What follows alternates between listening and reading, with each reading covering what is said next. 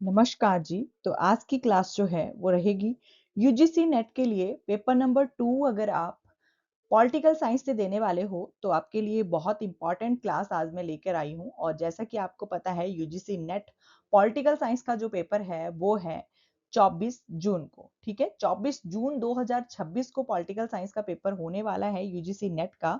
ठीक है, तो पेपर नंबर 1 जो है वो जनरल पेपर रहता है जो सभी सब्जेक्ट्स के लिए सेम रहता है, लेकिन जो पेपर नंबर 2 है वो अलग-अलग सब्जेक्ट के हिसाब से अपना-अपना होता है। तो आज की क्लास पेपर नंबर 2 जो पॉलिटिकल साइंस से देने वाले हैं उनके लिए बहुत इंपॉर्टेंट क्लास है ये। तो चलिए, अगर आप एचपी आरसीए का जो सीबीएसई का एग्जाम देने वाले हो पॉलिटिकल साइंस से, तब भी आपके लिए बहुत इंपॉर्टेंट क्लास है। बाकी यूजीसी नेट वालों के लिए तो ये रामबाण क्लास आज मैं लेकर आई हूँ आपके लिए। ठीक है, तो 50 इंपॉर्टेंट वन लाइनर पीवाईक्यूज हम पढ़ेंगे ये, और ये सभी क्वेश्चन जो हैं वो पिछली जो पेपर हो चुके हैं, एग्जाम हो चुके हैं, उनमें ये रिपीट हो चुके हैं। तो बहुत इंपॉर्टेंट ये क्वेश्चंस हैं। तो हर यूनिट के हम 5 या 6 क्वेश्चन जो हैं वो देखेंगे।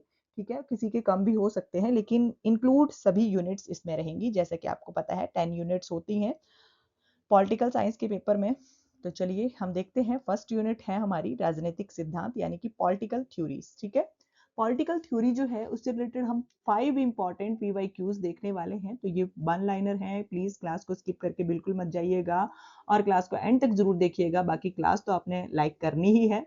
कमेंट आपने जरूर करके बताना है कि आपको क्लास कैसी लगी, या आपका फिर भी कोई सुजेशन रहता है, या फिर आप पॉलिटिकल साइंस से कोई और क्लास चाहते हो जिसमें एमसीक्यूज हो या कुछ और हो, तो आप मुझे बता सकते हो। कोई पर्टिकुलर टॉपिक के ऊपर आप अगर आप क्लास चाहते हो तब भी आप मुझे कमेंट कर सकते हो। बाकी क्लास को शेयर जरूर कर दें अपने फ्रेंड्स के साथ।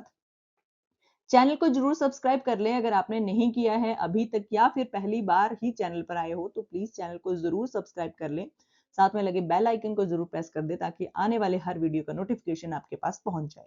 चलिए शुरू करते हैं। फर्स्ट यूनिट मैंने आपको बताया पॉलिटिकल थ्योरी है, तो इससे रिलेटेड जो फर्स्ट क्वेश्चन है वो है समानता के परिसर। ठीक है, जो समानता का परिसर है उस नामक प्रसिद्ध पुस्तक के लेखक कौन है। ठीक है, तो पुस्तकें जो हैं वो पॉलिटिकल साइंस के एग्जाम में बहुत ज्यादा पूछी जाती हैं, और ये थोड़ा सा डिफिकल्ट भी रहता है एस्पिरेंट्स के लिए कि इतनी सारी बुक्स के नेम कैसे याद रखें। ठीक है, तो उसके लिए भी एक क्लास मैं आपके लिए लेकर आऊंगी जिसमें सभी क्लासेस को याद करने जो बुक्स है उनके राइटर्स को याद करने का एक ट्रिक मैं आपके साथ शेयर करूंगी। ठीक है, तो समानता के परिसर जो है उस नामक प्रसिद्ध पुस्तक के लेखक कौन है, वो है माइकल वॉल्जर। ठीक है, माइकल वॉल्जर जो थे उन्होंने समानता के परिसर नामक की बुक जो थी वो लिखी थी। ठीक है, स्पेयर्स ऑफ जस्टिस नाम इनकी बुक का था। ठीक है, ये आपने याद रखना है, माइकल वॉल्जर का। ठीक है, वॉल्जर।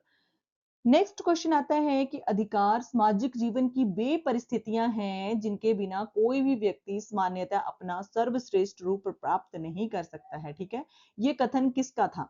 तो जो अधिकारों के बारे में बात की गई है, तो अधिकारों के बारे में जो बात करते हैं वो है लास्की। ठीक है, हेरोल्ड लास्की जो है वो अधिकारों की बात करते हैं। ये कहते हैं कि अधिकार जो है वो सामाजिक जीवन की परिस्थितियां हैं और इनके बिना कोई भी व्यक्ति जो है वो अपना सर्वश्रेष्ठ रूप जो है वो प्राप्त नहीं कर सकता है। ठीक है, तो लास्की का ये कथन है, हेरोल्ड लास्की इनका पूरा नाम है।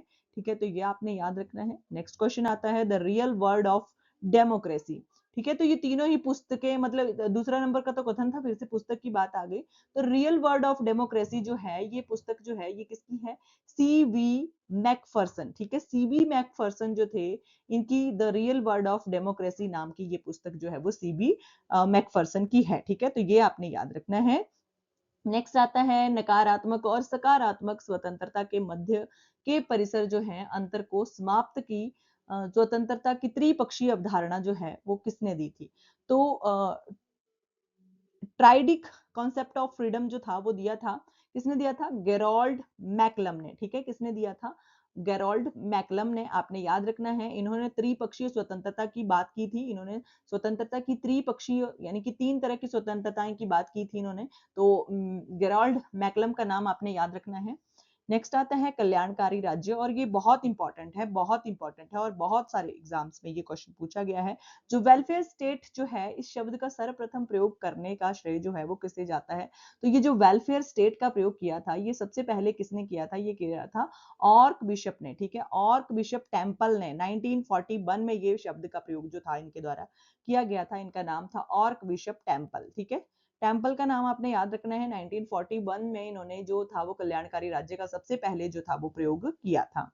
नेक्स्ट आता है नव उदारवाद के मुख्य समर्थक एफ ए हाइक जो थे, उनका प्रसिद्ध पुस्तक जो है the constitution of liberty. The constitution of liberty किस वर्ष प्रकाशित हुई थी? सबसे पहले तो हमारे दो क्वेश्चन इसी क्वेश्चन से बन जाते हैं कि जो एफ ए हाइक थे उन्होंने कौन सी पुस्तक लिखी थी, ठीक है, और कौन से ईयर में लिखी थी। तो दो हमारे क्वेश्चन बन जाते हैं। सबसे पहला है कि एफ ए हाइक ने पुस्तक लिखी थी द कॉन्सेप्ट ऑफ लिबर्टी, ठीक है, लिबर्टी की कॉन्सेप्ट लिखा था, और ये लिखा था इन्होंने 1960 में, ठीक है। 1960 में इनके द्वारा ये पुस्तक जो थी एफ ए हाइक के द्वारा लिखी गई थी, ठीक है। तो ये भी आपने याद रखना है, ठीक है। ये नेक्स्ट क्वेश्चन की बात करते हैं। नेक्स्ट यूनिट है हमारी पाश्चात्य राजनीतिक विचार, ठीक है। वेस्टर्न पॉलिटिकल थॉट्स जो हैं या वेस्टर्न पॉलिटिकल थिंकर्स जो हैं उनकी बात हम करेंगे सेकंड यूनिट में, और सेकंड यूनिट से आगे के क्वेश्चन हम रीड करेंगे, ठीक है। तो 6 क्वेश्चन हमारी फर्स्ट यूनिट से हो गए हैं। 7 क्वेश्चन की हम बात करते हैं इस अगली आगे, ठीक है, सेकंड यूनिट में। तो सेकंड यूनिट में जो क्वेश्चन आता है वो है प्लेटो की, ये जो है वेस्टर्न पॉलिटिकल थिंकर्स हैं, तो इनमें प्लेटो, अरस्तु, सुकरात, ठीक है, कन्फ्यूशियस, ठीक है, Machiavelli, Thomas Hobbes, J S Mill, John Rawls, ठीक है, इसी तरह से कॉल मार्क्स हैं, ठीक है, इसी तरह से सारे ही जो पॉलिटिकल थॉट्स हैं या थिंकर्स हैं उनके बारे में ये क्वेश्चन जो ये जो यूनिट है वो पूछी जाती है, ठीक है। तो इन सभी के बारे में आपको जानकारी होनी चाहिए, ठीक है। तो प्लेटो जो थे उनकी कौन सी प्रसिद्ध रचना थी उनकी मृत्यु के बाद सबसे अंतिम वर्ष में प्रकाशित हुई थी और उनकी सबसे बड़ी कृति मानी जाती है? द प्लेटो की जो द लॉज थी, ठीक है, द लॉज पुस्तक जो थी ये जो प्रकाशित हुई थी ये इनकी मृत्यु के बाद प्रकाशित हुई थी, ठीक है। तो कब प्रकाशित हुई थी? ये इनकी मृत्यु के बाद जो थी द लॉज जो थी वो प्रकाशित हुई थी, ये आपने याद रखना है, ठीक है। नेक्स्ट आता है किस पाश्चात्य मध्यकालीन विचारक को मध्यकाल का अरस्तु, ठीक है, एरिस्टोटल ऑफ मिडल एजेस कहा जाता है?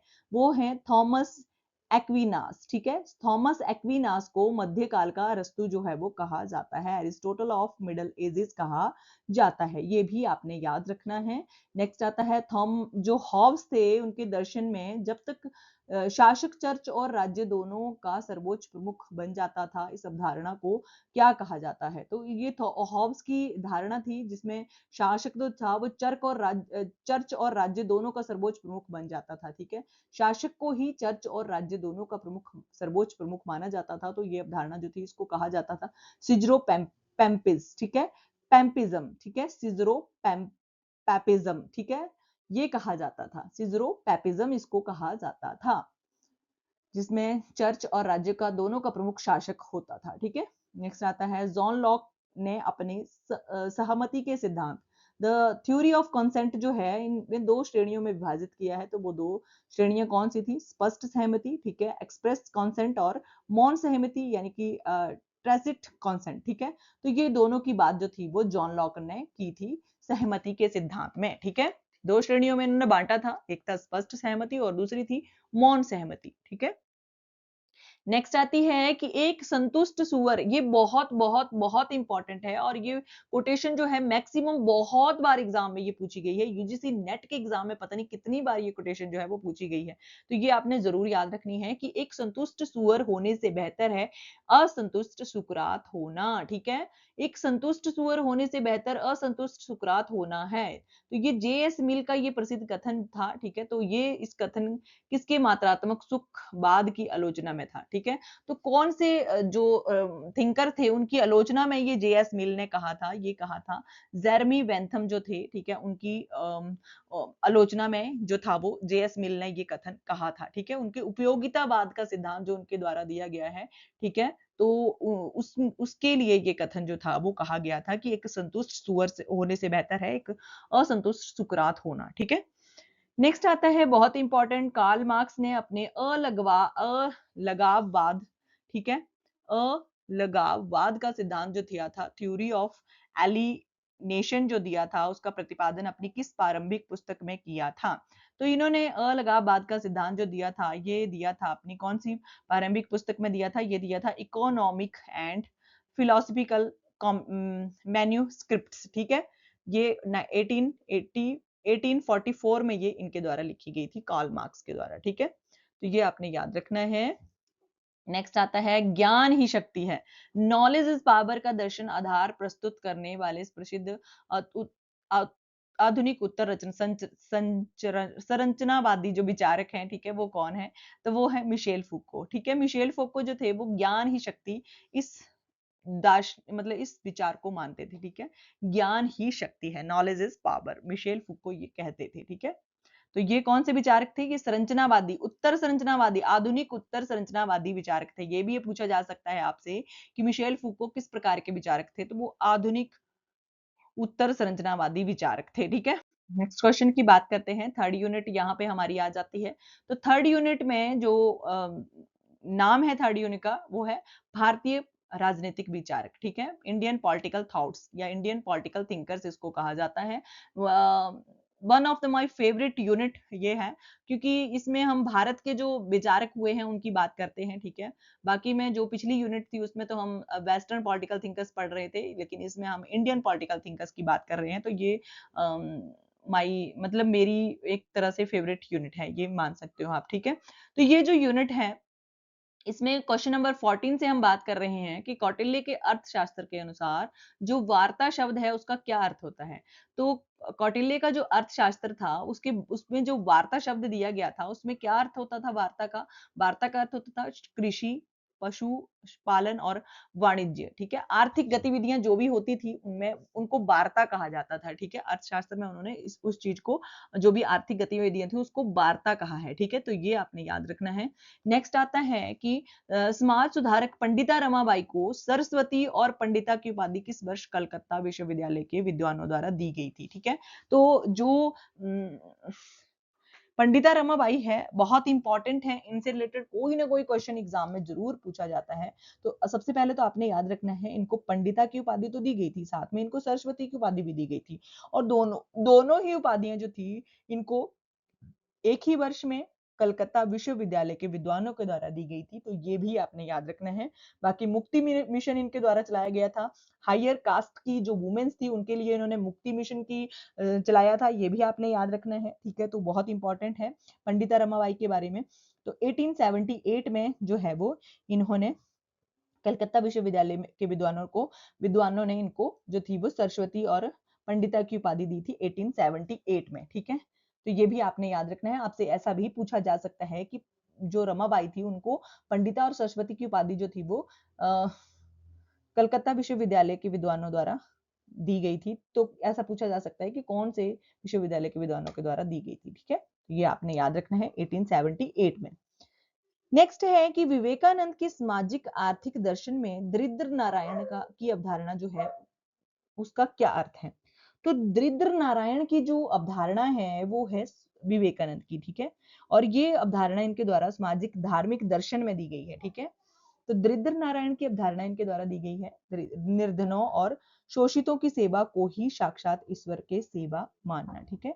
निर्धन जो होते थे यानी कि गरीब जो होते थे और शोषित जो होते थे उनकी सेवा को ही साक्षात ईश्वर की सेवा मानना, ये कहते थे दरिद्र नारायण की अवधारणा में, ठीक है।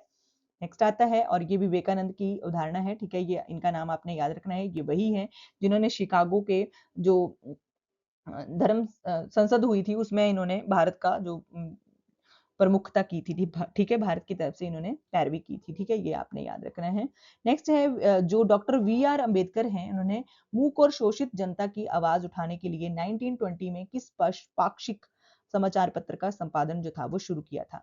तो इनके द्वारा जो समाचार पत्र शुरू किया गया था अम्बेडकर जी के द्वारा, वो मूक नायक था, ठीक है। क्या नाम था इनके? पाक्षिक समाचार पत्र का मूक नायक जो था वो इनके समाचार पत्र का नाम था।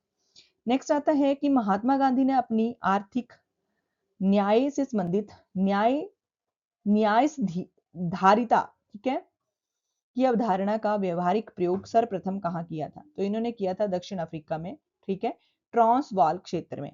नेक्स्ट है डॉक्टर राम मनोहर लोहिया द्वारा प्रतिपादित चौखंबा राज्य जो था, 4 पिलर स्टेट जो था, उसके 4 स्तंभ कौन कौन से थे? तो 4 स्तंभ थे गांव, जिला, प्रांत और केंद्र, ठीक है। नेक्स्ट है एम.एन. रॉय ने वर्ष 1990 में भारत के से बाहर किस देश में कम्युनिस्ट पार्टी की स्थापना में अत्यंत महत्वपूर्ण भूमिका निभाई थी? तो वो थी मैक्सिको, ठीक है।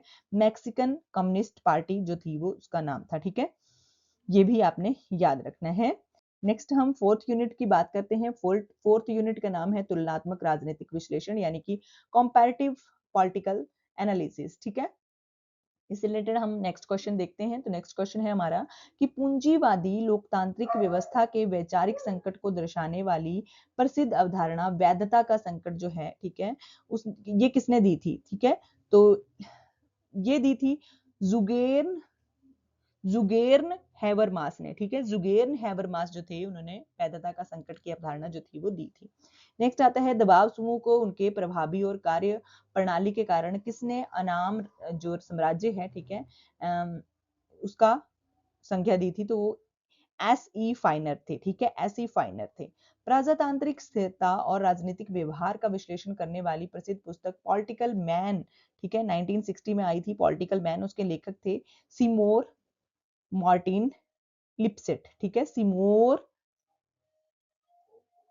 सिमोर मार्टिन लिपसेट। ठीक है, ये इनका नाम था, इनकी पुस्तक थी पॉलिटिकल मैन। ठीक है, नेक्स्ट आता है विकासशील देशों में राजनीतिक संस्थाओं के कमजोर होने और अराजकता बढ़ाने को राजनीतिक पतन, ठीक है, किसने कहा था? तो सैमुअल पी हंटिंगटन ने कहा था। ब्रिटिश दलीय व्यवस्था का समाजशास्त्रीय विश्लेषण करने वाली प्रसिद्ध पुस्तक ब्रिटिश पॉलिटिकल पार्टीज, ठीक है, उसके लेखक थे आर टी मैक्रेजी। ठीक है, मैकेंजी। ठीक है, नेक्स्ट आता है स्वतंत्र भारत की प्रारंभिक दलीय और प्रशासनिक व्यवस्था को एक दलीय प्रभुत्व और सौदाकारी संघवाद जो था वो कहने वाले विचारक कौन थे? तो डब्ल्यू एच मॉरिस जॉन्स थे। ठीक है, मॉरिस जॉन्स थे, डब्ल्यू एच मॉरिस जॉन्स थे। ठीक है, नेक्स्ट क्वेश्चन देखते हैं हम।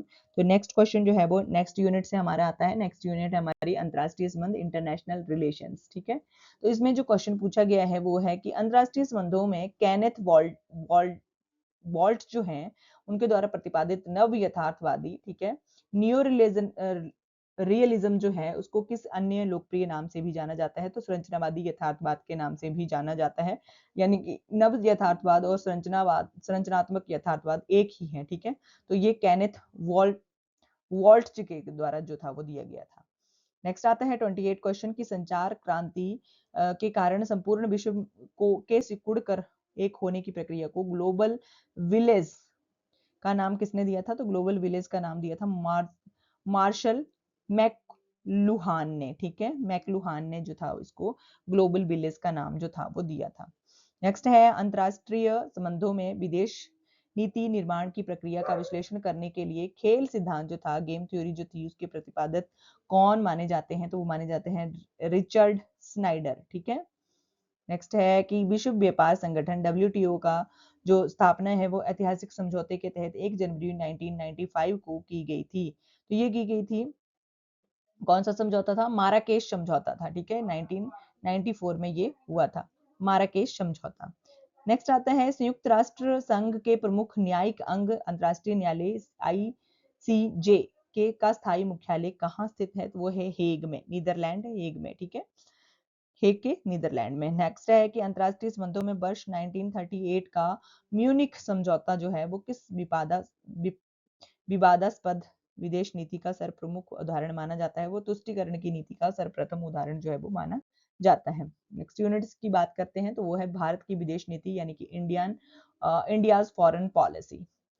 क्वेश्चन है कि स्वतंत्रता के बाद भारत और नेपाल के बीच ऐतिहासिक शांति और मित्रता संधि treaty of peace and friendship की किस वर्ष हस्ताक्षरित हुई थी? तो ये 1950 में हस्ताक्षरित हुई थी, 31 जुलाई 1950 में। ठीक है, तो ये हुई थी भारत और नेपाल के बीच में शांति और मित्रता संधि। ठीक है, नेक्स्ट है कि भारत की विदेश नीति के संदर्भ में गुट निरपेक्षता नॉन अलाइनमेंट जो है शब्द का सर्वप्रथम प्रयोग करने का श्रेय किसको दिया जाता है? तो ये वी के कृष्ण मेनन को दिया जाता है, जिन्होंने 1953 में संयुक्त राष्ट्र महासभा में ये भाषण में कहा था। ठीक है, तो गुट निरपेक्षता जो शब्द है उसका सर्वप्रथम जो प्रयोग किया था वो वी के कृष्ण मेनन ने किया था।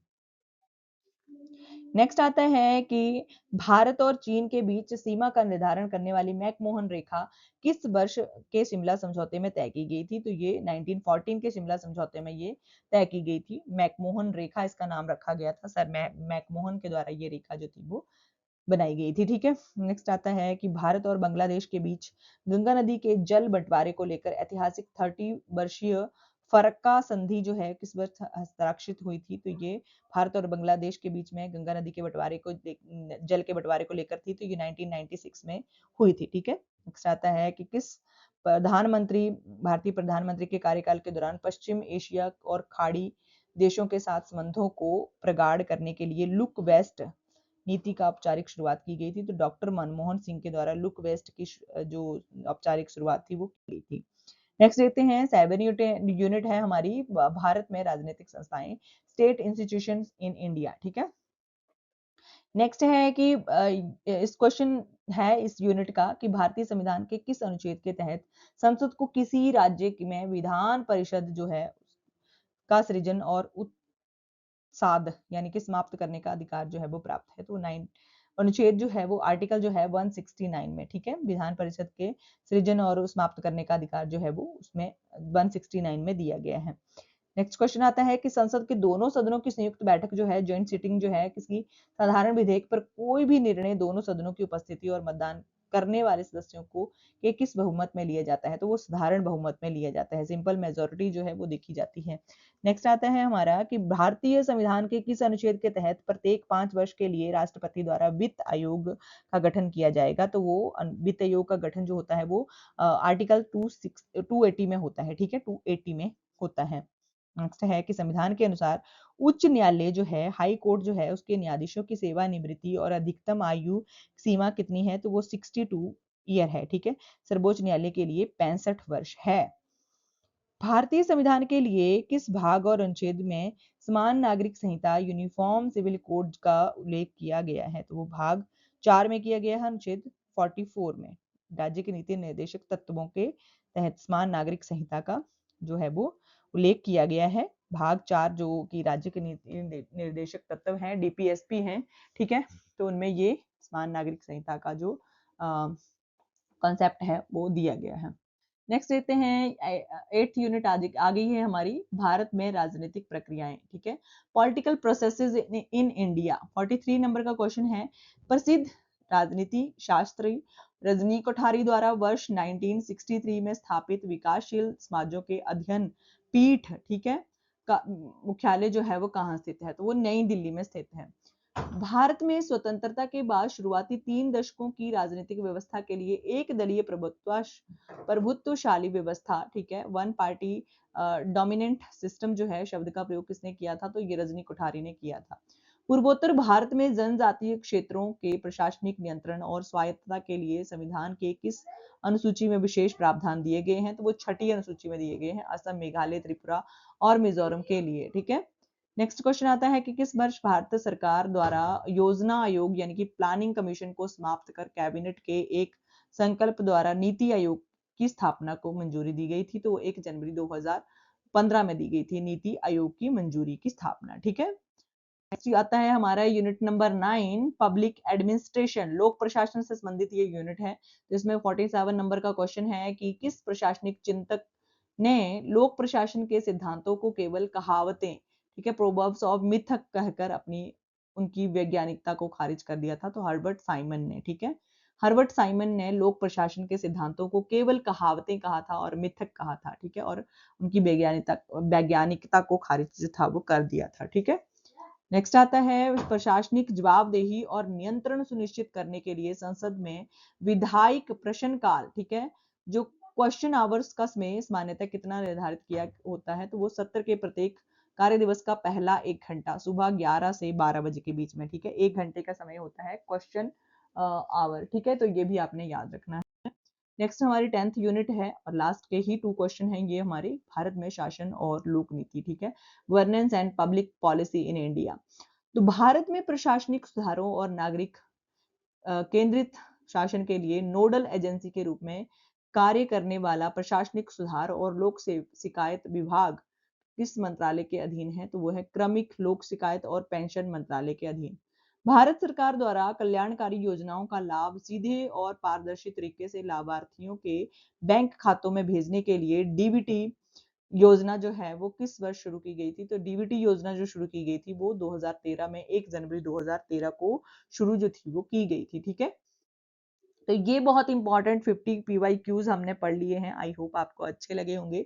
क्लास में अगर हम सिर्फ क्वेश्चंस देखने की तरफ ध्यान दें तो बहुत अच्छा है। जो पढ़ने वाले बच्चे हैं वो इस क्लास में ज़रूर आएँगे, क्योंकि बहुत इम्पोर्टेंट फीडबैक क्यूज़ थे आज की क्लास में।